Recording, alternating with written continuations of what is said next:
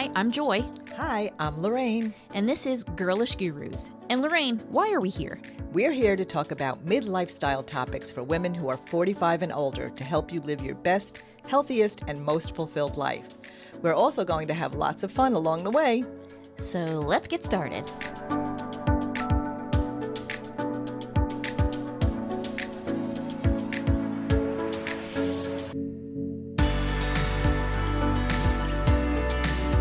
Welcome back to another episode of Girlish Gurus. I'm Joy. And I'm Lorraine. Oh, Lorraine, what are we talking about today? We are talking about one of my favorite subjects, manifesting and creating a vision board. Right? I think January is the perfect time to do this. I agree with you. Yes. Yeah. So we are departing from the whole business about New Year's resolutions.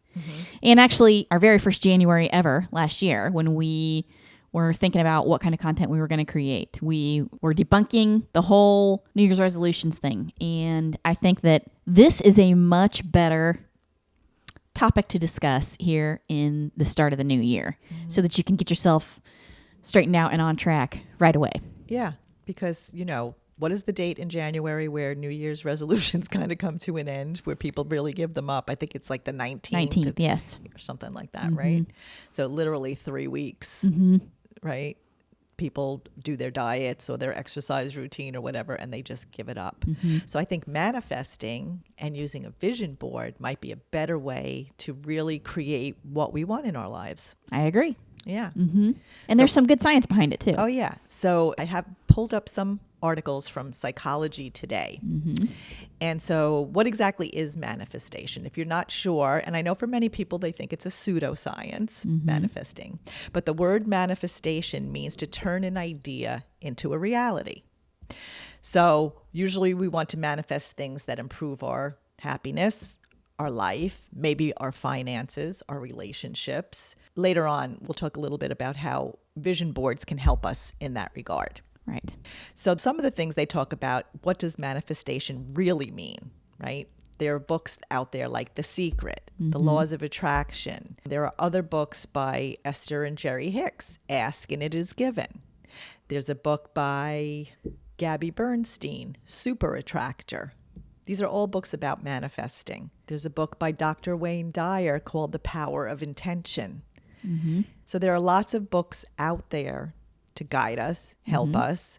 And I think if you have the mindset that manifesting can work in your life, it's more likely to work in your life, right? There's that whole science behind the power of positive thinking. Now that is something I definitely can get behind. Yes. Yeah. Because there's also that body of work from Martin Seligman, who was kind of like the father of positive psychology. There is a certain amount of overlap there where you are starting to see, okay, this is how you can teach yourself to be more positive. And there's ways to do that. It's like a muscle you can exercise. There's overlap between that and some of these other individuals who talk about the power of manifestation and things of that nature. It's not just a bunch of hokum, and it's also something that you see in religion, organized religions. Prayer is a big way of manifesting. Right. No matter what you choose, whether it's prayer to God, whether it's to the universe, to nature, each of us has our own way of manifesting what we want in our lives. And so in this article from Psychology Today, they said, what is the science behind it about turning an idea into a real thing? So this is one of the first things they talk about. A growth mindset can help you manifest your dreams and reach your goals. So there was actually research done by Dr. Carol Dweck, clearly showing that believing you can do something makes it more likely that you'll successfully do it. So that means our beliefs about our ability to learn, grow, and succeed, otherwise known as our growth mindset, can indeed affect whether we effectively manifest what we desire. And so with that research, it suggests that if we truly believe we can achieve something, we're willing to do what it takes to achieve it. Therein lies the key. Yep. Yes. So it's actionable steps. And for many people, they believe manifesting is simply just thinking about it and it will come to be. But this research actually shows that when you think in a more positive way, you're more likely to take the steps to actually make it happen. Right. Yeah. And thus the vision board is where that will help us. Right. And who was it? Wayne Gretzky that said you miss 100% of the shots you don't take. Right. Right. So this says, ultimately, the science suggests that our beliefs bring about behaviors and responses from others. So not just our behaviors, but the responses from others that lead to the outcomes we desire. There's also a thing called self-fulfilling prophecies, and they may explain manifestation. So in this article, she goes on to say that research shows that our expectations, positive or negative, tend to be confirmed. This is what is known as a self-fulfilling prophecy. So if we expect to bring our idea to life or reach our goal, we're more likely to. So she gives an example. If you don't think you can succeed in some goal, let's say getting your dream job, you'll set in motion events that will actually make it more likely that you won't get your dream job. So I talk about this with women going through menopause, that it's often their perception of menopause that will determine how they'll experience it. If they're constantly bombarded with Western cultures, misogynistic views of menopause and aging, they're more likely to experience a horrible menopause if they accept those. Versus whether they enter their menopausal years thinking, these will be the best years of my life. And whether they have symptoms or not, they can overcome them if they put their mind to it, taking actionable steps. And I love what Mel Robbins says, no one is coming to save you. Right. You have to do it yourself. You have to do it yourself. You are your own savior. Right. Yeah. So I think that's totally where manifestation comes in, how you can manifest things in your life. But it's like the story I used to hear as a kid about things happening by putting feet to your prayers. So you can't just sit there, and Jim Carrey says this too, you can't just sit there and think about, oh, I'm going to have this great, big, wonderful career as an actor and then go eat a sandwich. You have to actually take steps to make your dreams and hopes and visions and goals a reality. You can't just rest on your laurels and expect it to happen. Right. Yeah. And what is that saying where never give up on a dream just because of the time it will take to accomplish it? The time will pass anyway. That's pretty powerful right there. You think about it. Yeah. Okay, so there's also something, though, called negativity bias, which may explain perceptions about manifestation. Now you're speaking my language.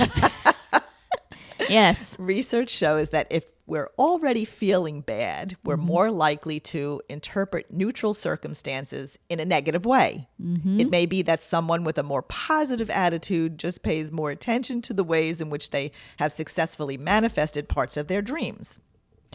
Another person with a more negative outlook may experience the exact same things and only see where they failed to manifest what they desired. And that's how bias may affect manifestation. Now, this one I can speak to because it's funny. Dan Buttner said, talking about longevity and et cetera, and he spoke a little bit recently about your genetics and your propensity to be positive or negative. And I'm thinking to myself, oh no, because genetically, some parts of my family and also myself, we tend to be a little bit more on the glass half empty side. And that's partly due to a survival coping mechanism. You're trying to make sure you avoid any and all catastrophe as much as you possibly can. Right. And so you're constantly looking for the negative things or the pitfalls or... Right. You want to avoid disappointment. You're waiting for the other shoe to drop. Yeah. Right. But it's I a could see snowball. It's a snowball effect.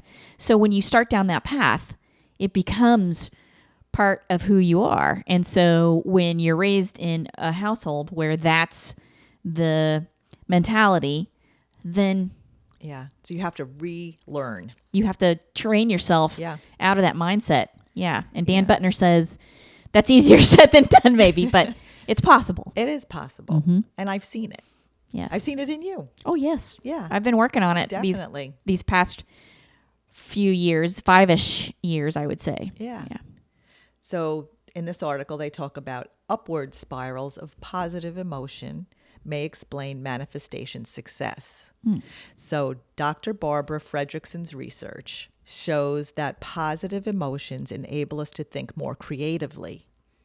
And Dr. Sonia Limborowski has shown that happiness leads to success and not the other way around. Happiness leads to success. So it's not waiting for success to happen to become happy. Start out happy, and that could lead to success. So starting out with a more positive mindset. People who are generally happy and positive attract more opportunities, have better relationships, and seem to be able to manifest what they set their minds to more easily. So I guess maybe for a lot of people, that might be a hard thing, like coming from like the background that you do, or if it's within our genetics. But I guess there are ways to, and I think vision boards can help us with that. Right. When you see something in front of you every day, positive things that you want in your life, you're retraining your brain to think in that positive mindset. Well, again, I redirect the conversation to a certain extent back to Martin Seligman and Sean Aker, who started the positive psychology class at Harvard, the happiness class, which was constantly full. And there are techniques, specific techniques that you can use to improve your positivity and your happiness overall. And it is a skill that you can learn, but you have to work at it and train yourself to become more positive if that's not your natural baseline. And I think a good way to start is to surround yourself with positive people. Oh, like you, Lorraine. Oh. Yeah, you're definitely a positive person. And I try to do that too. And I think together we're very positive. I think I find that and I seek that out. And I know that I try to step away from toxicity, toxic people in my life, and those relationships that kind of bring us down and can affect our day to day. Sure. Yeah. So here they also talk about how do we use the science to manifest what we want. So here are some ideas that maybe will help to kind of change that mindset if you are in that negative space. Get clear on what you want to manifest. So what do you actually want? So spend time focusing to get clarity on your manifestation goal. So mindfulness is a great tool. So mindful meditation can be useful for this. Meditation, I know a lot of people find it hard to like block out everything, to just meditate. However, you just need to let it happen. If you never try it, it'll never work. Right. And so just take the steps. There are different apps you can use for meditation, and let whatever thoughts come into your head come in. The more you try to avoid something coming in, the harder it is to meditate. So you just let everything just come over you, and eventually you learn how to do meditation. What you resist persists. Yeah. So because mindful meditation quiets the mind and helps to increase self-awareness. So you could also talk to a friend, and sometimes just talking can help you gain clarity that you need to manifest something. So the second thing they talk about is to manifest what matters to you. When you decide what to manifest, ask yourself a few reflection questions. So these are the questions. Will this make me happy and fulfilled? Does it feel right for me? Or is there something or someone influencing me? So is this really what you want? Or is there someone else saying that's what you want? Ooh, big one. Yeah. And will this do any harm to myself or others? Yeah. So, of course, that's what we want to avoid. Yes. Anything that would cause harm to anyone, to yourself or to others. So by asking yourself these questions, you can choose the right things to manifest, things that you will be more likely to believe in, things that you have positive expectations about, and things that make you feel more positive. And as a result, you'll be more likely to manifest them. So the third thing is to visualize your manifestation to generate positive emotions. Again, where a vision board can help, right? Because you actually are seeing what you want in your life. Visualizing what you desire can help you feel positive emotions related to it more strongly. And those emotions can help you believe in yourself more. Just close your eyes, take a few deep breaths, and imagine a scene from your future life as you desire it. I have done this my whole life. And you know something? My granddaughter has been doing it. She told me, I said, what do you do to keep yourself busy? She goes, oh, sometimes I just sit and daydream and I think about things. And I'm like, well, good for you. Yeah. So those are 3 things that you can start with to kind of have a more positive mindset, to visualize what you want to manifest in your life. Sort of cultivate positivity and work on cultivating that mindset generally. Yeah. And I talk a lot about this. I have for years, how mindfulness is important. It's important in managing your finances. It's important in how you eat. It's important just being present in your daily life. Yeah. Just be present. Yeah. And a big thing is to have an abundance mindset rather than a scarcity Oh, mindset. now you're really talking my language here. Yeah, you're Right. preaching to the choir Yeah, here. I know you've talked about this a lot. So it says when we don't have enough of what we need, like money, love, freedom, it can lead us to develop a scarcity mindset or belief that there will never be enough Right. of something. Well, I think as a society, we cultivate a scarcity mindset, not intentionally. Don't get me wrong. But I was constantly pushed to achieve. You need to achieve.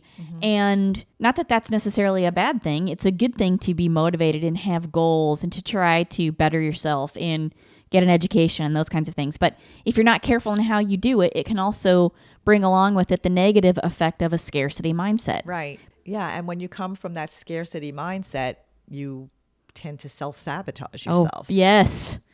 Again, preach. Yeah. Right.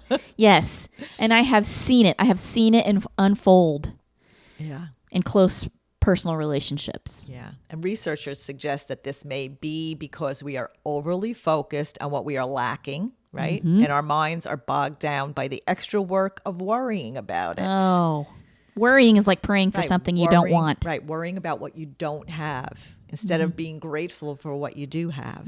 There is something to be said for being careful and minimizing risk and things like that. But also, when you are worrying, I'll say it again, if you're catastrophizing and you're perseverating on the negativity and the possibility of negative things happening, and you're overdoing it, it's like you're praying for what you don't want. Right. Yes. That is part of manifesting, right?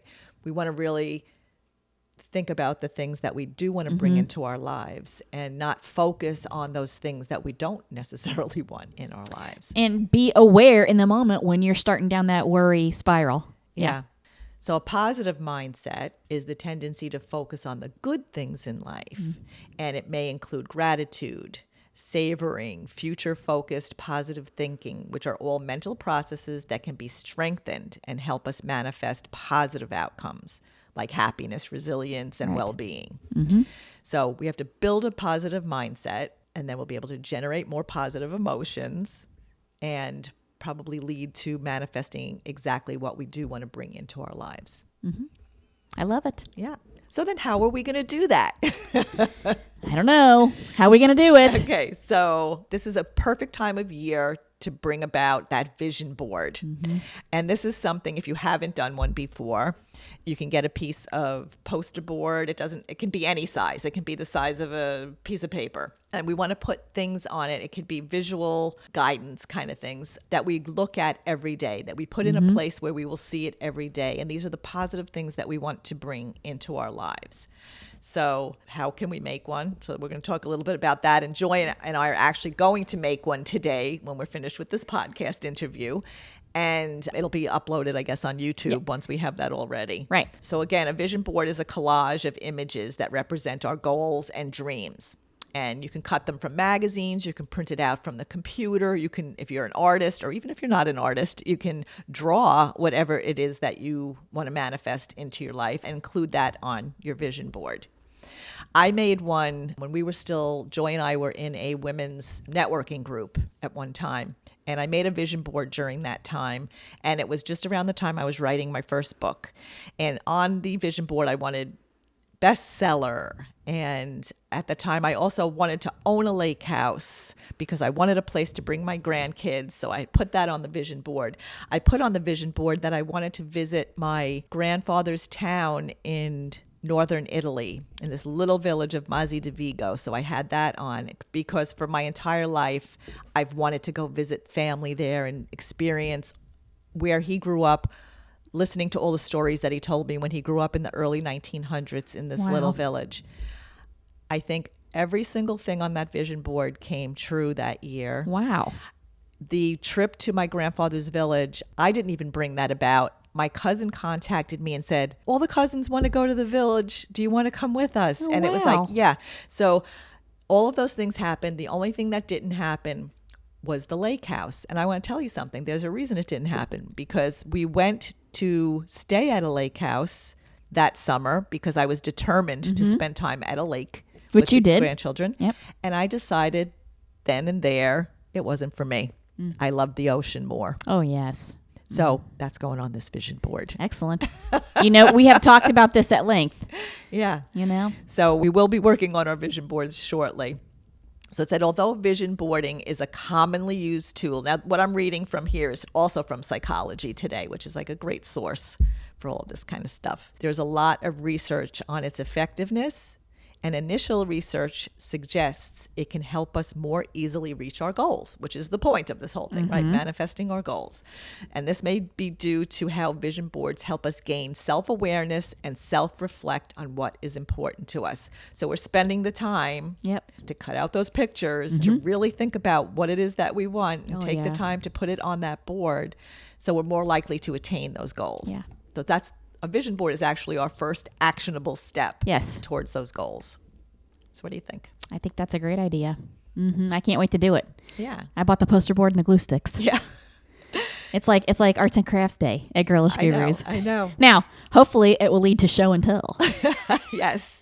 And hopefully a year from now, or maybe a year and a half from now, we can say, look, we've achieved these things that are on our vision board. Well, I do have to say, though, while we're talking about vision boards and manifesting and things like that, I'm actually living my happy goals. Here I am, sitting here, having a conversation with a dear friend about things that matter to me and about things that can help other people, which that's kind of been ultimately my goal my whole life, if I really think about it. How can I help other people? I'm a people helper. Right. And we're doing that. We're generating content. And that's the other thing. I also love the technical part of it. I love generating content. Being creative. I'm a huge creative person, which you can go back and listen to some of our very first episodes from 2021, where that was actually our very first episode ever, Spark Your Creativity. And that's one of our most popular episodes. Yeah. And the reason is because we're trained out of the creativity vocations. Yeah. Because we're taught that those endeavors don't make you money and can't support you. Right. And so when I was a little kid, I wanted to be a creative writer, and I wanted to go and study creative writing. And everybody said, no. You'll never make any money doing it. So I became a lawyer instead. And now I work in creative endeavors all the time, and it makes me so very happy. I'm there with you. Yeah. Yeah, the same thing. And I think all of the steps that I've taken throughout my life, during the time that I was raising the kids and just working from home for my husband, my creative outlet then was to be involved with the kids in school and doing things for like PTA and being creative that way. But I've always made like little videos for the kids. I've always wanted to be a creative writer just like you. I've written quite a few things, and now this is the outlet where we get to do that. And you're right, we are kind of living things that we've manifested previously in our lives. Yeah. So really, the vision board, I feel like I'm gonna have a hard time with it a little bit, because I'm so happy and excited and motivated about my current situation, which means now is the perfect time to make a vision board, because I already have that positive energy and I already have that just contentment. And I'm sure you'll come up with something that you want. Oh, well, yes, of course. I mean, I can think of something on 4 wheels I wouldn't mind having right now. For sure. And I'd like to have my own beach house right next to yours. Yeah. Yes. That's the goal. That's the goal. More travel. Yeah. Oh, wait. We'll save it for the vision board. Yeah. Yeah. So a good way to start to make a vision board is exploring your values. So if your goals are not aligned with your personal values, achieving those goals won't provide the sense of satisfaction and well-being that you're seeking. Right. So ask yourself what really matters to you. Don't just go picking something. Right. And what gives you meaning. And that's another thing from the blue zones, right? Purpose. So maybe look for those things that will provide purpose for you, and that you're not rudderless. I think that's the term that Dan Butner used. Like, you don't wake up rudderless, like you don't know what is happening in your life, and you go about your day without having a purpose. So maybe what needs to be on that vision board is your purpose. Yes. That's a good way to start. And so when you're making the vision board and thinking through your goals, keep those value-focused questions in your mind. Excellent.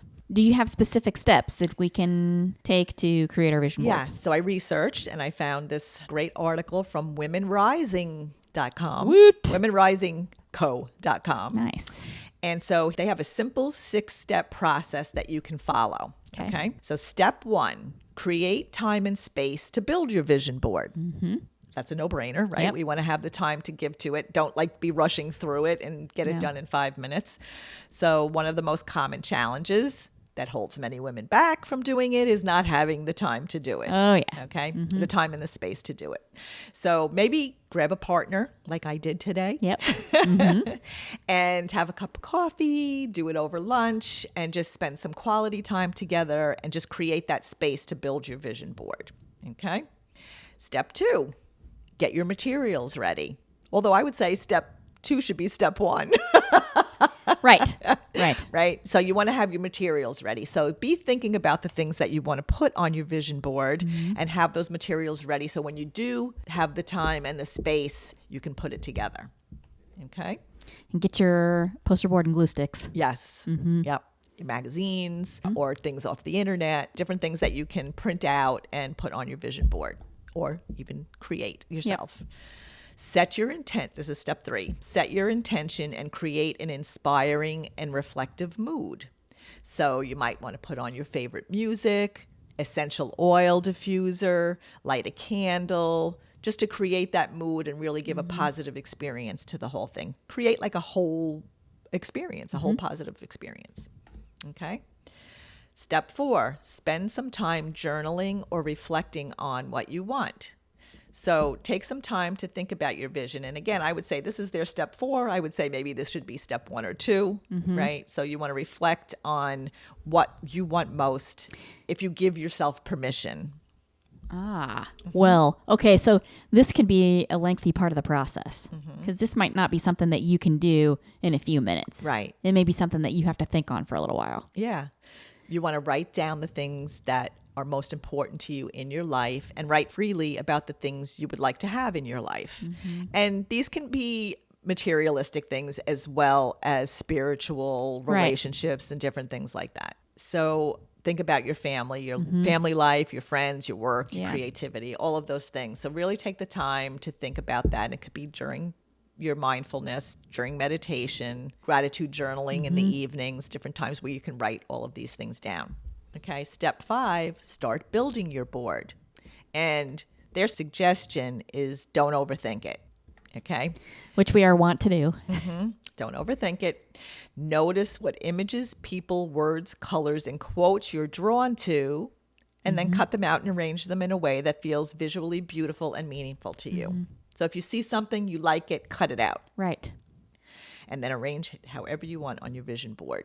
And you might like to group them into themes that reflect different areas of your life. On this particular website, they say many in their community find it useful to create 2 separate vision boards, one for their personal life and one for their professional life. So this is guiding women who are professional women. So it's really up to you. They can both be on the same board or you can do them both separately. For me, I would want them both on the same board. Yeah, me too. Because I want to look at it every day and have it somewhere where that I'll see it every day. And step 6 is place your vision board somewhere you'll see it. So it's important to place your vision board somewhere you'll see it so that your brain can experience the positive benefits and you're reminded of the clear vision you hold for your life. Nice. So every day you want to be able to see that. And my vision board that I had made back then, I put right over my desk. So when I was sitting at my desk, no matter what I was doing, if I looked up, it was right there. So throughout the day, I would see it. And so that's it. That's the 6-step simple process to create your vision board. And again, if you want to watch what we did before you start creating your vision board, it'll be on our YouTube channel. Right. We're going to be posting that video sometime soon. Yeah. We just got to film it. And that's what we're going to do now. Yeah, that's what we're going to do now. It's going to be so much fun. Yeah. Please join us.